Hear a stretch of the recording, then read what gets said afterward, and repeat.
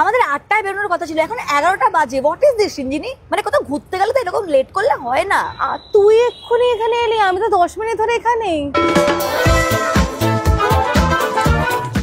Garlic bread, garlic bread কে খায়? আমি খাবো না, তুই খেয়ে নে গার্লিক ব্রেড।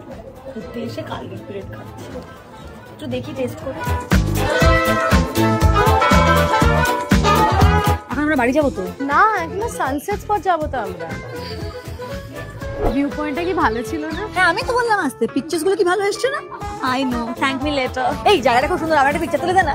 একটা না, বেশ ভালো, অনেকগুলো তুলিস।